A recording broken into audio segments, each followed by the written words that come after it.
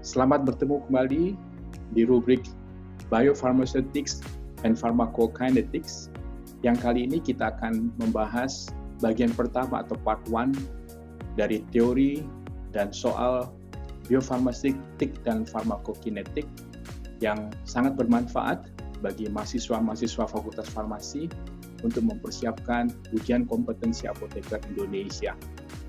Untuk mengerjakan soal ini memang dibutuhkan scientific calculator atau komputer agar Anda dapat mengerjakannya dengan baik dan benar. Selamat menikmati, sukses.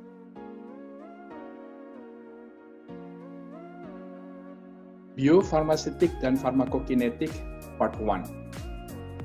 Teori dan soal favorit UKI, ujian kompetensi apoteker Indonesia. Saya Apoteker Dr. Andes Victor S. Ringo, SE, MSc. Biofarmaseutik farmakokinetik sebagai panduan penyelesaian soal UKI dalam waktu 2 menit per soal. Teori dan soal favorit ujian kompetensi apoteker Indonesia. Soal pertama, penderita demam berdarah, pria usia 30 tahun dengan gejala demam tinggi dan fluktuatif, disertai rasa nyeri, diberikan tablet paracetamol 500 mg. Paracetamol di dalam tubuh akan mengalami proses absorpsi, distribusi, biotransformasi, dan ekskresi. Proses-proses ini merupakan respons tubuh terhadap paracetamol yang mengikuti kinetika apa? Jawabannya adalah kinetika linear. Proses absorpsi, distribusi, transformasi, dan ekskresi ini merupakan respons tubuh terhadap paracetamol yang mengikuti kinetika linear. Jadi jawabannya adalah C, linear. Kedua, penderita insomnia diberikan tablet fenobarbital untuk mengobati gangguan tidur. Onset time dan durasi fenobarbital sangat ditentukan oleh plasma level fenobarbital. Faktor farmaseutik dan farmakokinetik akan berpengaruh pada plasma level. Faktor farmaseutik yang berpengaruh pada plasma level adalah, jawabannya adalah liberasi. Adsorpsi ini adalah proses fisika menempel ya, jadi bukan farmaseutik. Disposisi adalah proses farmakokinetik setelah absorpsi obat selesai, yaitu termasuk distribusi dan eliminasi. Sedangkan eliminasi ini adalah proses biotransformasi atau metabolisme ditambah proses ekskresi. Proses farmakokinetik, absorpsi, distribusi, metabolisme, biotransformasi, dan ekskresi. Jadi liberasi inilah adalah faktor farmaseutik, bukan faktor farmakokinetik. Soal ketiga, pada pemberian obat per oral, pada saat dicapai kadar puncak, akan dicapai kondisi berikut. Ya, kalau dilihat pada grafik ini adalah kadar puncak. Pada kadar puncak atau Cmax, maka kecepatan absorpsi obat sama dengan kecepatan eliminasi obat. Atau jumlah obat yang masuk ke dalam tubuh sama dengan jumlah obat yang dieliminasikan. Kalau pada fase absorpsi ini, kecepatan absorpsi obat akan lebih cepat dari eliminasi obat. Sedangkan pada fase eliminasi di sini, kecepatan absorpsi obat lebih rendah dari kecepatan eliminasi obat. Sedangkan pada fase ini sudah tidak ada lagi obat yang diabsorpsi, hanya terjadi proses eliminasi. Jadi jawaban yang benar adalah pada kadar puncak ini, kecepatan absorpsi obat sama dengan kecepatan eliminasi obat. Kita lanjut pada soal 4. Suatu antibiotika XYZ diberikan secara intravena dosis tunggal dengan dosis bolus 4 mg per kilogram berat badan kepada 5 pria dewasa sehat usia 23-38 tahun dengan berat badan rata-rata 75 kg. Farmakokinetik antibiotika XYZ ini mengikuti model 1 kompartemen. Bila persamaan obat dalam darah pada waktu tertentu mengikuti persamaan demikian, ya, di mana CP sama dengan 78 dikali pangkat minus 0,46 T, hitunglah waktu paru biologis T setengah. CP di sini adalah 78 dikali E pangkat minus 0,46 T. Dapat dilihat di sini, tetapan kecepatan eliminasinya adalah 0,46. T setengah rumusnya adalah 0,693 dibagi kecepatan eliminasi. Jadi 0,693 dibagi 0,46 sama dengan 1,5 jam. Jadi jawaban yang benar T setengahnya adalah 1,5 jam. 5.